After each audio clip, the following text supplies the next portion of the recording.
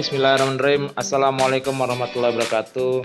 Apa kabar semuanya sahabat PAI? Oke, untuk kali ini kita akan membahas tentang pelajaran pendidikan agama Islam untuk bab atau pelajaran keempat dengan judul Bersih itu Sehat untuk kelas 4 dan untuk KD 3.14. Oke, kompetisi dasar yang akan kita lakukan adalah kompetisi dasar 3.14, yang mana kita akan memahami tata cara bersuci dari hadas kecil sesuai ketentuan syariat Islam. Nah, tujuan pembelajaran kali ini, peserta didik mampu yang pertama menerapkan ketentuan syariat Islam dalam bersuci dari hadas kecil dan hadas besar. Yang kedua, memahami tata cara bersuci dari hadas kecil dan hadas besar. Dan yang terakhir adalah mempraktekkan tata cara bersuci dari hadas kecil dan hadas besar sesuai ketentuan syariat Islam. Oke, bersih itu sama dengan toharo.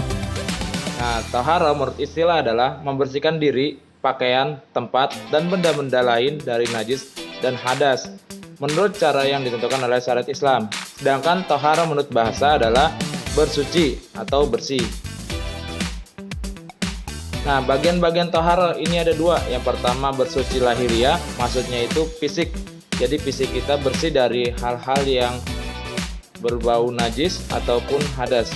Yang kedua adalah bersuci dari batiniah. Batiniah ini dalam arti dalam seperti hati, pikiran, dan akal.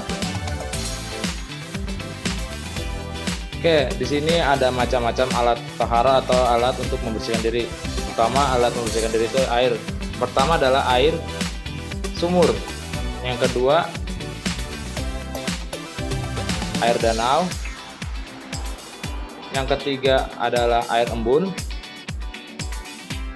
Lanjut, keempat adalah air hujan.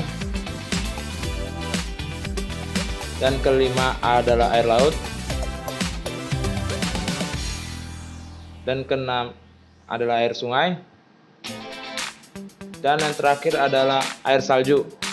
Nah, semua air ini bisa dapat untuk mensucikan, dalam artian air tersebut masih dalam bersih atau tidak tercampur dengan zat-zat atau yang berbau dengan najis dan kotoran. Oke, lanjut kita membahas tentang masalah hadas. Pengertian hadas. Hadas adalah keadaan tidak suci pada orang yang telah balik dan berakal sehat. Hadas dibedakan menjadi dua, yaitu hadas besar dan hadas kecil. Hadas kecil contohnya adalah keluar air kencing, membuang air besar atau tinja, dan ketiga adalah keluar angin. Sedangkan hadas besar contohnya haid atau menstruasi untuk perempuan, mimpi basah untuk laki-laki, dan melahirkan untuk ibu. Nah, cara membersihkan hadas. Nah, yang pertama hadas kecil. Hadas kecil bisa dibersihkan dengan cara menggunakan air yang tadi telah dijelaskan. Ada air hujan, sungai, dan air yang lainnya yang bersifat bersih dan tidak bercampur dengan hal-hal yang kotor. Yang kedua adalah dengan cara berwudu, dan terakhir adalah bertayamum jika tidak ada air di sekelilingnya.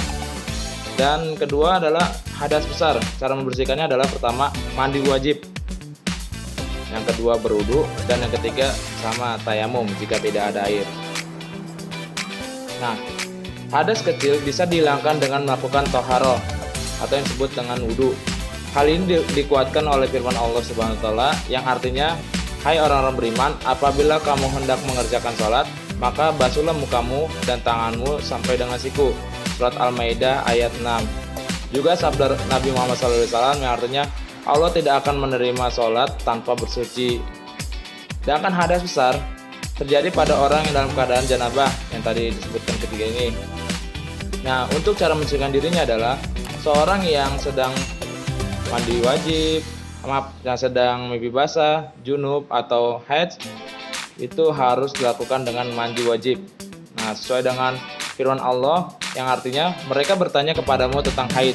Katakanlah, haid itu adalah suatu yang kotoran. Nah, jadi itu ya, kalau misalkan kita sudah mimpi basah, haid, itu wajib untuk mandi wajib. Oke, lanjut. Pengertian najis. Najis menurut bahasa adalah kotoran yang menghalangi kita untuk beribadah. Dan menurut istilah, najis adalah kotoran yang mencegah sahnya sholat dan tidak ada hal-hal yang meringankannya atau keadaan tertentu yang memperbolehkan sholat, seperti ketika tidak ada alat bersuci, maka diperbolehkan sholat meskipun terkena najis.